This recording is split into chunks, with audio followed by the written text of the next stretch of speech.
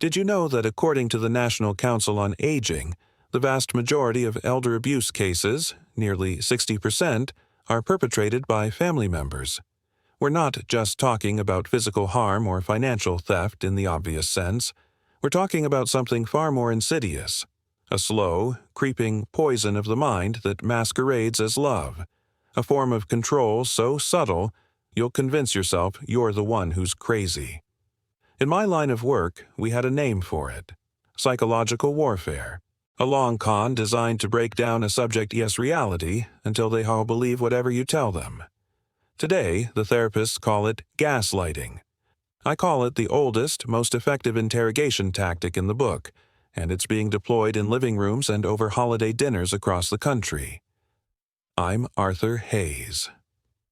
For 30 years, I made a living getting into people's heads. I didn't use bright lights or threats. I used their own emotions, their own doubts, their own love against them to get to the truth. And what I learned is that the most masterful manipulators aren't hardened criminals. They're mothers, fathers, sons, and daughters.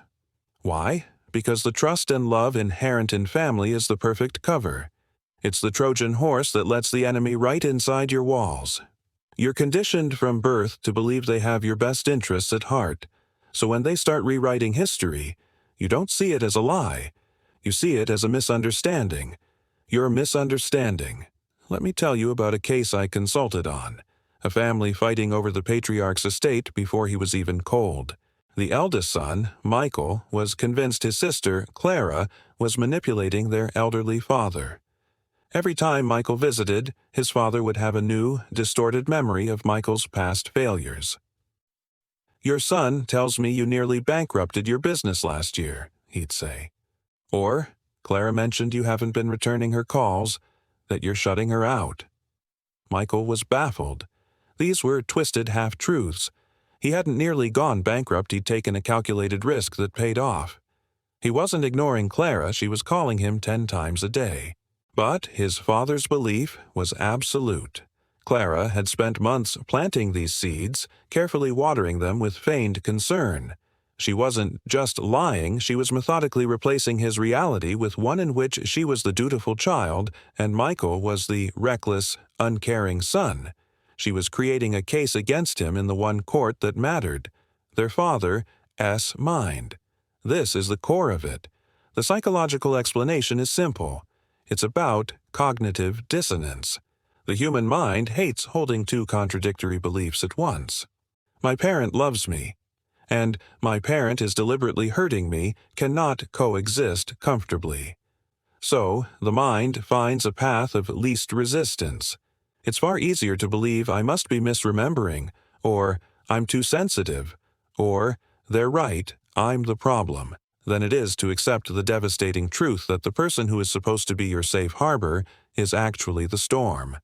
Have you ever walked away from a conversation with a loved one feeling a strange sense of fog and confusion, even when you can put your finger on exactly what was said to make you feel that way? Do you find yourself apologizing for things you're not even sure you did wrong? That confusion is not a sign of your weakness. It's the residue of a crime scene. It's proof that your reality has just been tampered with. Where do these tactics come from? They aren't learned in a spy school for manipulative parents. They're inherited.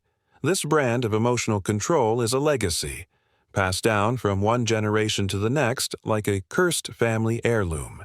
It's a set of unwritten rules, a code of conduct for maintaining power that is absorbed, not taught. The manipulator often doesn't even have the self-awareness to see what they're doing. They're simply executing a program that was installed in them during their own childhood. They see it as normal. They see it as love. They see it as how family works. I once investigated a fraud case involving a grandmother, a mother, and a daughter. 3 generations of what seemed to be charming, respectable women. They were running sophisticated insurance scams. When we finally unraveled it, the daughter, who was only in her early 20s, was completely bewildered. She explained their methods with such nonchalance as if she were describing how to bake a cake. "Grandma taught Mom, and Mom taught me," she said. "It's just what we do to take care of the family." She had no moral compass for it because the behavior was completely normalized within her family unit. The foundational lesson she thought D learned was et, don, t commit fraud. It was loyalty to the family supersedes all other rules. Now, apply that same principle to emotional manipulation. A father who constantly uses guilt to control his son learned that exact tactic from his own mother. The phrase, "After all I've done for you," isn't something he invented. It's a line from a script he inherited. A mother who rewrites her daughter's childhood memories, "Oh, it wasn't that bad, you were a happy child, you're just being dramatic," is likely repeating the same dismissal she heard when she tried to voice her own pain as a girl. This is social learning theory in its most potent form. We learn by observing and imitating the behaviors of those closest to us, especially our primary caregivers. When the behavior we observe is toxic, we learn to replicate that toxicity, often without any conscious malice. We simply learn that this is the language of family. Think about your own family. Are there certain phrases that get used over and over again to shut down dissent or win an argument? You're just too sensitive. We don't air our dirty laundry in public. That's not how you remember it. These are legacy phrases. They are the verbal artifacts of a generational pattern. A practical step you can take today is to become an archaeologist of your family's language. The next time you're in a tense conversation, don't just listen to the words, listen for the pattern. Is this a fresh argument, or are you playing out a scene from a very old play?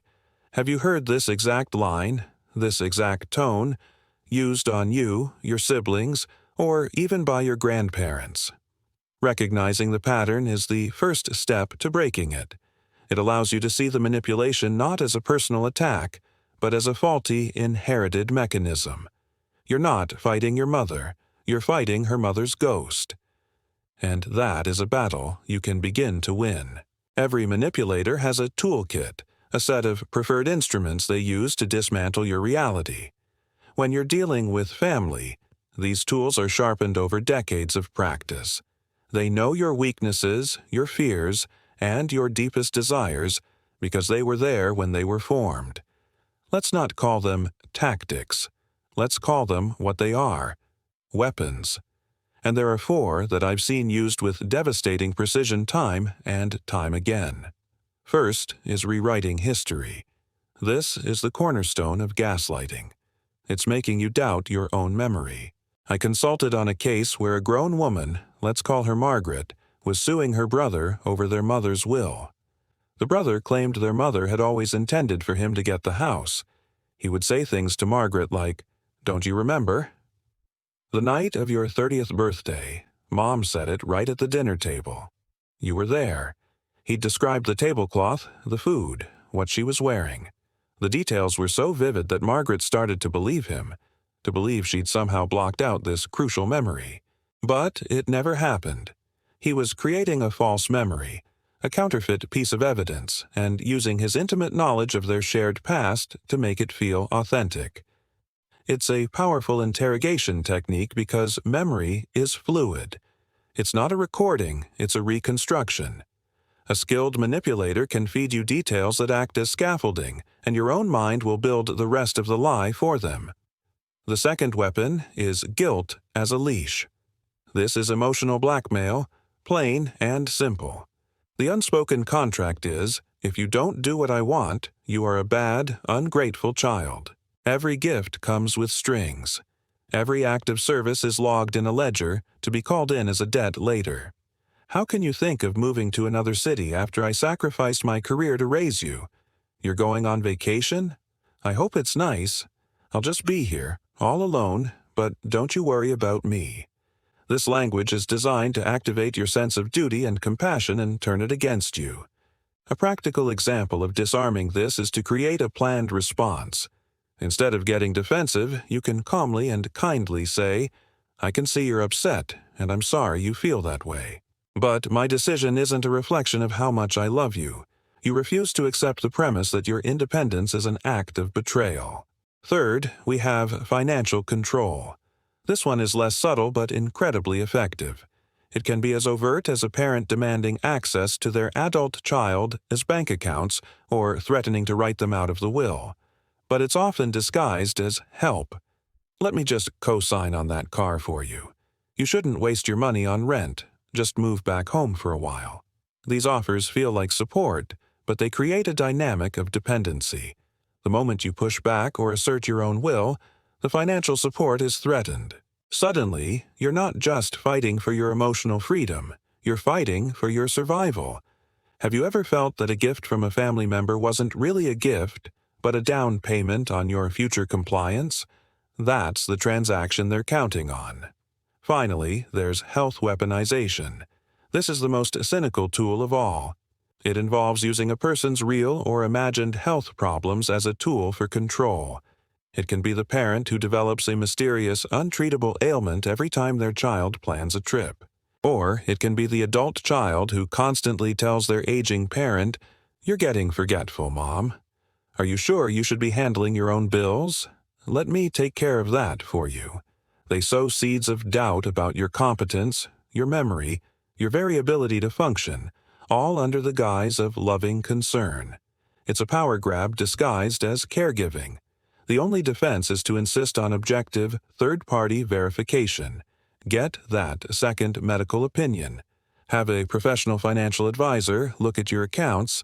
Trust, but verify, especially when the person telling you not to worry is the one who stands to gain the most from your dependence. When you're in the middle of a long-term psychological manipulation, your own mind becomes a hostile witness. Your memory is compromised, your perceptions are warped, and your confidence is shot. You can't trust your own feelings because you've been conditioned to believe they are irrational or wrong. In a situation like this, you can't just feel your way out. You need evidence. You need to stop being the victim and start being the investigator of your own life. You have to build a case, not for a courtroom, but for yourself. A case so solid that it can stand up against the onslaught of doubt and denial. Let me tell you about a client, a man named George in his late 50s. He was being systematically isolated from his friends and other family members by his wife. She would tell him his friends were saying terrible things behind his back, or that his sister only called when she wanted money. When he'd question it, she'd fly into a rage, accusing him of not trusting her, of always taking their side. He felt like he was losing his mind. He was depressed, anxious, and utterly alone. I told him to do one thing: start a log. Not a diary of his feelings, but a factual incident report, like a detective at a crime scene. Here's the method I gave him. A simple but powerful tool I call the 3-column journal. Column 1. The event. Write down exactly what happened, as objectively as possible. Stick to the facts. For example, conversation with my wife about visiting my sister. She said, "Your sister just uses you for money." Column 2. The evidence. Here you fact-check the claim. George started doing this. He called his sister and asked, "Hey, I was just curious, have you needed financial help lately?" His sister was confused. "No, why would you ask that?" He documented this. He reached out to a friend his wife had claimed was mocking him. The friend was horrified and assured him it wasn't true. He wrote that down, too. Column 3. The discrepancy. In this column, you note the gap between the claim and the reality. Wife claimed my sister uses me for money. Sister confirmed this is not true. Or wife claimed my friend insulted me. Friend confirmed this did not happen. Over the course of 2 months, George filled that notebook. It was a cold, hard, undeniable record of manipulation. Reading it back, he wasn't looking at a collection of feelings, he was looking at a pattern of deliberate deception. The fog began to lift. It wasn't him. He wasn't crazy. He was being lied to. This is how you counteract confirmation bias, which is the tendency to favor information that confirms your existing beliefs. The manipulator sets the belief, and then your brain starts looking for evidence to support it. The journal forces you to look for objective, countervailing evidence. Have you noticed how a manipulator often insists an event happened behind closed doors with no other witnesses? Do they benefit when you are confused, isolated, and unsure of yourself? Documenting these incidents isn't about seeking revenge. It's about reclaiming your sanity. It's about presenting your own mind with an irrefutable case for the truth. Once you have your evidence, once you can see the pattern with clear eyes, the final and most difficult step is to act. The goal here isn't necessarily to cut off contact or have a dramatic, explosive confrontation. In my world, you rarely win by going nuclear. You win by calmly and firmly establishing jurisdiction. You are a sovereign nation. Your mind, your finances, your decisions, that is your territory. For years, you've allowed another power to set up outposts and dictate policy within your borders. Now, it's time to politely, but non-negotiably, inform them that their authority is no longer recognized here. This is not about creating rules for them, it's about establishing boundaries for yourself. A boundary isn't, "You are not allowed to yell at me." A boundary is, "If you raise your voice, I will end this conversation and leave the room." You are not controlling their behavior, you are controlling your own participation in it. I remember mentoring a young detective who was brilliant but had a captain who would constantly belittle him in front of the squad. The kid was ready to quit. I told him not to confront the captain, but to set a boundary. The next time it happened, the young detective stood up, looked the captain in the eye, and said calmly, "Captain, I'm going to step outside.